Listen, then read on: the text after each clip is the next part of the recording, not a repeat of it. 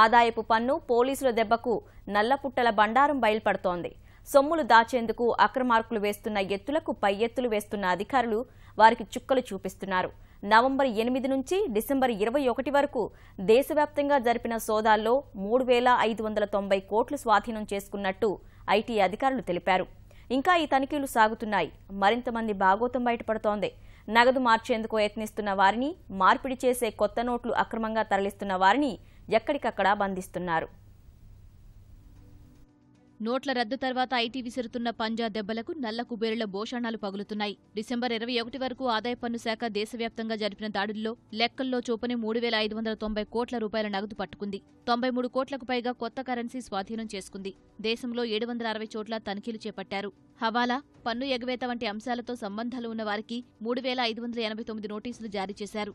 505 కోట్ల విలువైన కరెన్సీ, బంగారం సీజ్ చేశారు. 215 కేసులను ఈడీకి సిఫార్సు చేశారు. 185 కేసులను సీబీఐకి అప్పగించారు. అసోంలోని నాగోలో స్థానిక వ్యాపారి వద్ద అక్రమంగా ఉన్న సుమారు 2.5 కోట్ల రూపాయల కొత్త నోట్లు స్వాధీనం చేసుకున్నారు. సాయంత్రం వేళల్లో ఆయన ఇల్లు, దుకాణాల్లో తనిఖీలు నిర్వహించిన ఐటీ అధికారులు 2 కోట్ల 30 లక్షల రూపాయల విలువైన 2,500 నోట్లు పట్టుకున్నారు. ఐటీ దాడుల్లో చిక్కిన సదరు వ్యక్తి నిషేధిత గుట్కా మసాలా అమ్ముతున్నట్టు తేలింది. కొన్ని కీలక పత్రాలు స్వాధీనం చేసుకున్నారు. రాయ్పూర్లోనూ ఓ వడ్డీ వ్యాపారి ఇంటిపై ఐటీ అధికారులు దాడులు చేశారు. లెక్కల్లో చూపని 10 కోట్ల 30 లక్షల నగదు గుర్తించారు. వీటితో పాటు 43 లక్షల రూపాయల కొత్త నోట్లు పట్టుకున్నారు.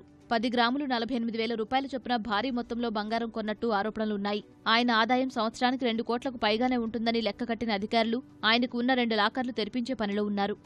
నోట్లు రద్దయిన రోజు నుంచి నిన్నటి వరకు గుజరాత్లో 30 కేసుల్లో ఐటీ దాడులు జరిగినట్టు ఆదాయ పన్ను శాఖ ప్రకటించింది. ఈ తనిఖీల్లో 73 కోట్ల 9 లక్షలు స్వాధీనం చేసుకున్నట్టు తెలిపింది. ఆదాయానికి మించిన వారి ఆస్తులు గుర్తించేందుకు 13 సర్వేలు నిర్వహించినట్టు పేర్కొంది. ఈ తనిఖీల్లో 3 కోట్ల 53 లక్షల కొత్త నోట్లు లభించినట్టు వెల్లడించారు. మహేష్ షా కేసులో విచారణ సాగుతోందని ఆ శాఖ స్పష్టం చేసింది. కేరళలోని కోఆపరేటివ్ బ్యాంకులపై ఈడీ, సీబీఐ తనిఖీలు చేపట్టింది. కన్నూరు, కోజికోడ్, త్రిస్పూర్, కొల్లంలో కోఆపరేటివ్ బ్యాంకులే లక్ష్యంగా ఈ దాడులు జరిగాయి. ఒక్క మలప్పురం డిస్ట్రిక్ట్ కోఆపరేటివ్ బ్యాంకుల్లోనే లెక్కల్లో చూపని 260 కోట్ల నగదు స్వాధీనం చేసుకున్నారు.